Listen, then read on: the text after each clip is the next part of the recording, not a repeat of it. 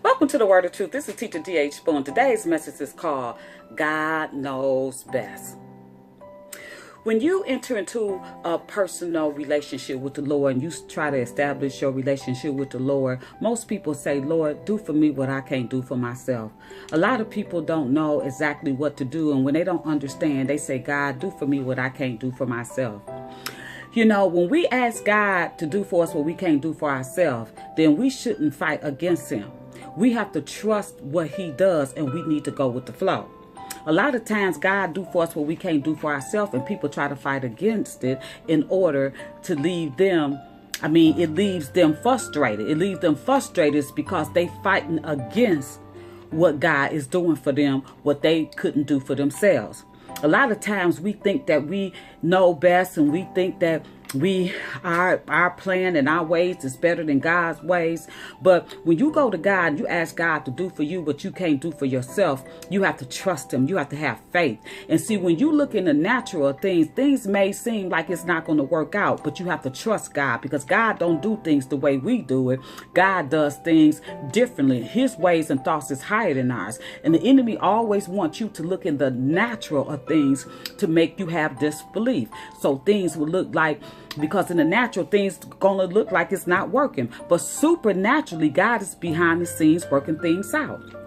So when you are faced with a difficult situation and you ask God to do for you what you can't do for yourself, and say, God, I don't know what to do. Please give me a sign. Do for me what I don't know how to do for myself. You have to trust him. You have to follow his lead. And when God put up a roadblock for you not to go somewhere, then you can't go around it or push it out the way. You have to make sure that that's a sign that, hey, you know what, these things keep happening. I must not meant to go there. A lot of times God do things for people what they can't do for themselves. He put up a roadblock where where things keep happening, where they can't make it somewhere, and it leaves a person frustrated. It leaves a person feeling like, oh my God, where I want to go. And they get depressed because they can't go to that certain place, only to find out later that something happened. And if they had to travel that road during that time, something may have happened to them.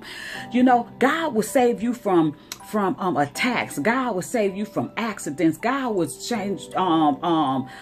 save you from making a bold business deal. God will save you from going to a place where he know that danger is there. God could save you from going into a job that later on you will get hurt. God will save you from these things, but you have to trust him. And when God tell you to do something, you have to know that he's telling you to do it for a reason, because God knows best.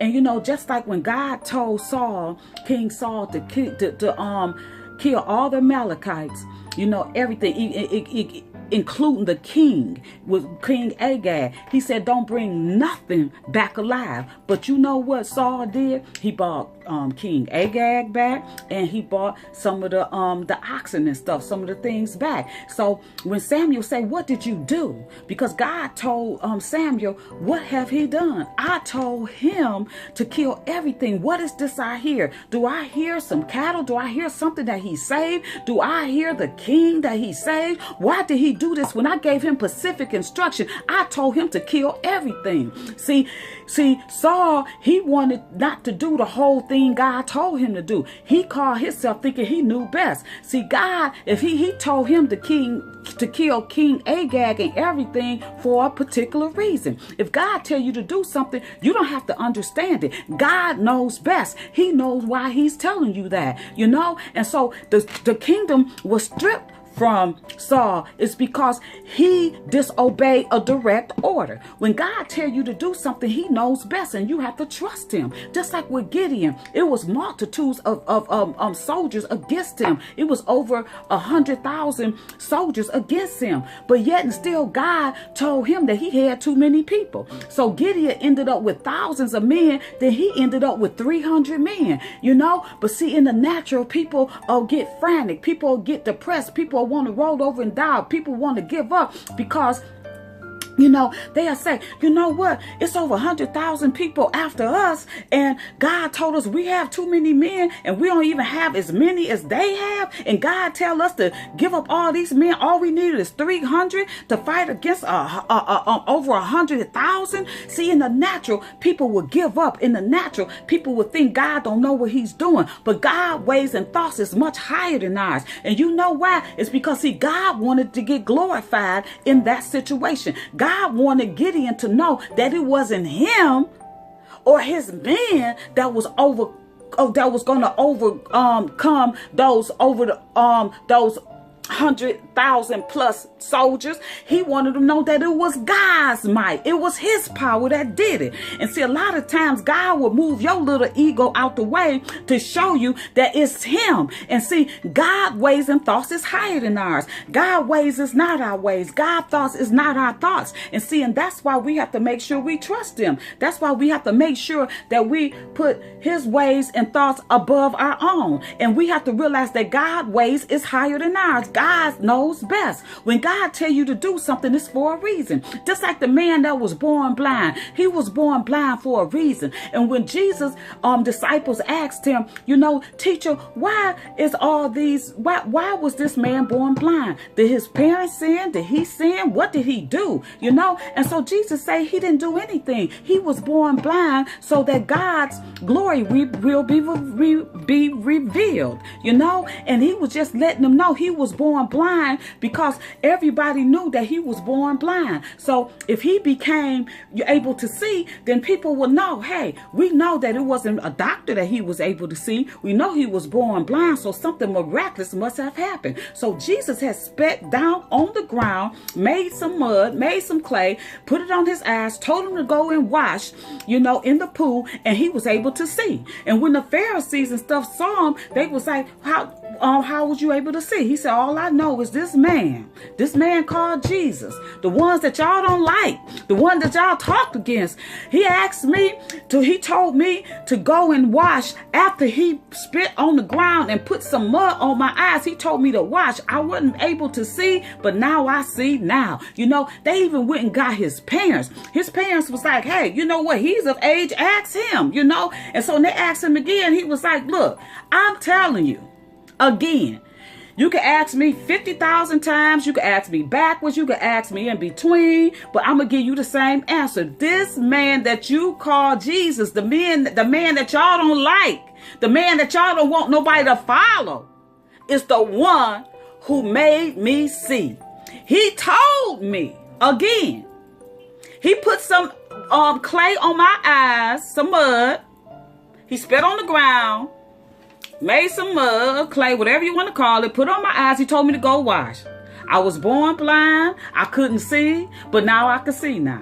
Now, if you keep asking me the same question, I'm going to keep giving you the same answer. See, God knows best. His ways and thoughts is higher than ours. That's why you can't think that you know it all. And what God does, you have to let him do it. Just like with King Saul, all he had to do was do what God told him to do. He didn't have to put his 2 cents in and say, hey, you know what? Well, you know what? I'm not going to kill the king. I'm not going to kill this cattle and stuff. I'm going to save the best cattle and stuff they have. I'm going to save the king as a sacrifice. But when God tell you to kill everything, what you need a sacrifice for? When God tell you to do something, you got to do it in its entirety. You know, and just like I always say, and I'm going to keep talking about Deuteronomy 28 because that's a very powerful chapter.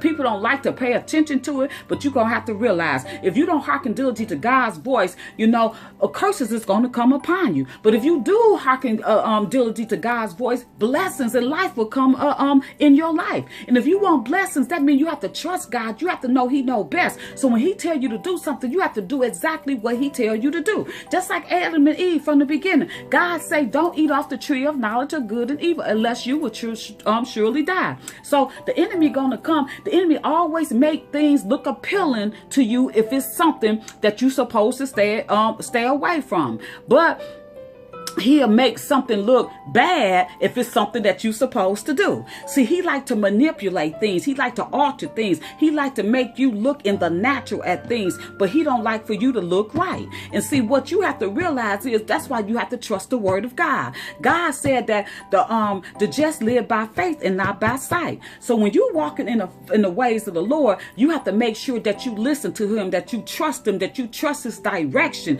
because he knows best. And see, if they had not eaten off the tree of knowledge of good and evil, then they would not have experienced hardship. They would not have experienced spiritual death. They would not have experienced separation from God. See, so that tells us when you disobey God, a direct order, it separates you from the Lord. But when you obey him, it moves you closer and closer to him. So if you're trying to reestablish your life in the Lord, it's time that you listen to him. You pay attention to what he says. You can't go your own way and think you know it all, because it's not going to work out. That's why God told Abraham to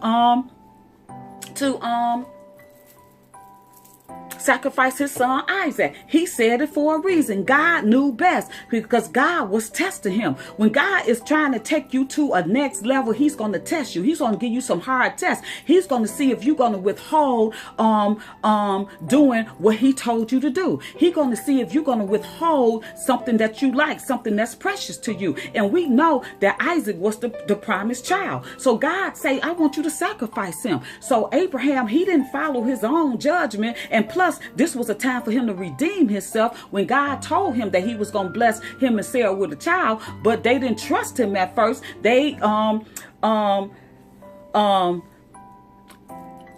Sarah encouraged him to sleep with a higher help, Hagar, and so this caused them to have Ishmael. And see, and then it ended up that Abraham had to send Ishmael away because Sarah couldn't stand looking at it.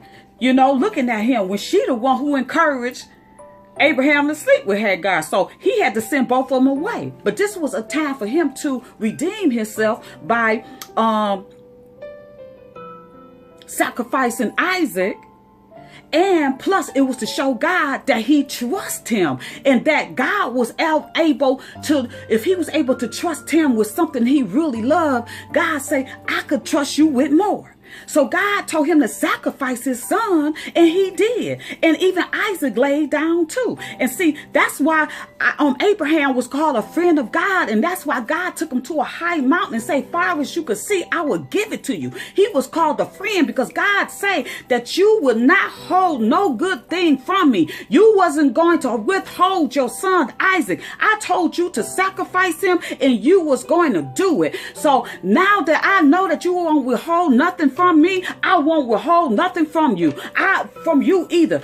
Far as you could see, I'll give it to you. You are called my friend. And God and Abraham at that time called that mountain the Lord will provide. That was a momentum of the Lord will provide. And you have to realize when God tell you to sacrifice something that you really like, it might be a job, it might be a family, it may be something that you like to do, it may be something that you have. It may be company that you used to keep, but if God tell you to sacrifice something, if it's anything that's in your life been taken away, you have to take this as this is a sacrifice. This is something God did for me that I couldn't do for myself. If God have allowed the enemy to touch your ability or something you like to do, a talent or a job or a vehicle or family or friends or anything, you have to say, you know what? Maybe this is God doing for me what I can't do for myself. If I go through this in peace, I will show God that, hey, you may have let the enemy touch it, but Lord, long as I still have you, then God will see that you know that he knows best. You will say, well, hey, my father knows best. He allowed the enemy to touch this for a reason, so I'm going to have to trust him. So when God see that you are not going to withhold anything from him, and that you are not saddened by people, places, and things that the enemy touched in in your life,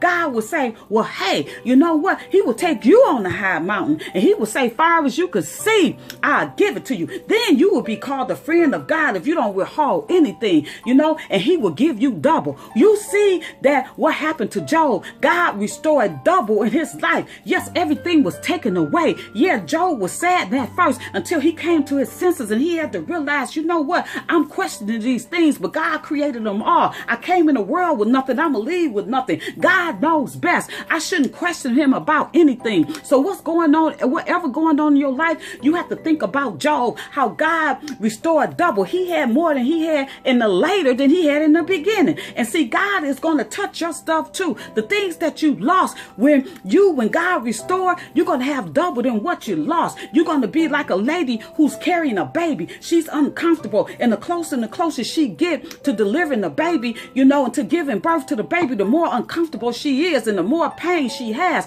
But when she give birth, then all that pain, she ain't going to care about, because you know what? She going to be concentrating on her beautiful baby, boy or girl. She's not going to be concerned and crying about the pain that she went through to give birth. So you may be in your I'm carrying this gift right now. You may be in the stages. You may be in the last trimester. You may be about to give birth. But the more pain that you having right now, you have to realize it's getting close time for you to give birth. So you have to realize that God knows best. That God say, if you just last to the end, you are going to give birth to something great. God say, I am going to double what you had, what you lost. God say, just have trust in me. You see what I did with Gideon. You see that, hey, 300 men, conquered that multitude. They didn't need all those thousands that they started with, because God knew best. And Gideon went on and did what God told him to do. He started off with 32,000, then he ended up with 300 men. And then it was like over 100,000 against them.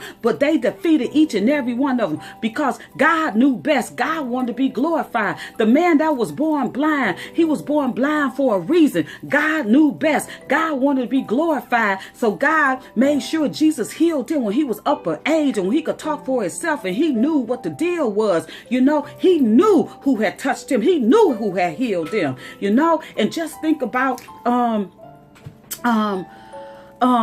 Adam and Eve, how you don't want to follow in their footsteps. When God told them not to eat off the tree of knowledge of good and evil, they should have listened, because that's how they died spiritually. So that would tell you, every time you don't listen to God, it will separate you from him. But if you want to restore your relationship with him, you have to realize he knows best, and you have to follow his lead. You have to trust him. You have to do what he tells you to do. Don't be like King Saul either. You see, God told him to kill everything, but he gonna spare the King Agag, and some of the other cattle and stuff, but he should have did it all, because the kingdom was snatched from him. So this tell us, if you want to be called a friend of God, then you have to trust him. You're going to have to sacrifice and give up anything that God tell you to do. If the Lord allowed the enemy to touch some of your stuff, you just going to have to still praise God. You're going to say, I came in the world with nothing, I leave with nothing. Blessed be the name of the Lord. The Lord, you know what? I know that he loves me, and I love him, even though I don't have these things, long as I have him. See, God want to be glorified. God want to be praised. He wants us to love him more than we love these things that he has blessed us with. God don't care if we have these nice things, but God want us to see him first, so you have to realize that God knows best. So whatever going on in your life, you have to trust God. Do what he tell you to do. Obey him and love him more. Go through whatever you have to go through, because you know what? He's setting you up. He knows best. So now is the time for you to trust him, put faith and trust in him and what he's doing and how he lead and guide you. Make sure you do everything that he called you to do. Make sure you follow all instructions, because he give you instruction for a reason. God knows best. So now is the time for you to say, Father, I trust you with I love you with all my soul, might, mind, and strength. When you do that, you will listen to him and you will not question him. So remember, God knows best. Until next time, may the peace of God be with you. Peace.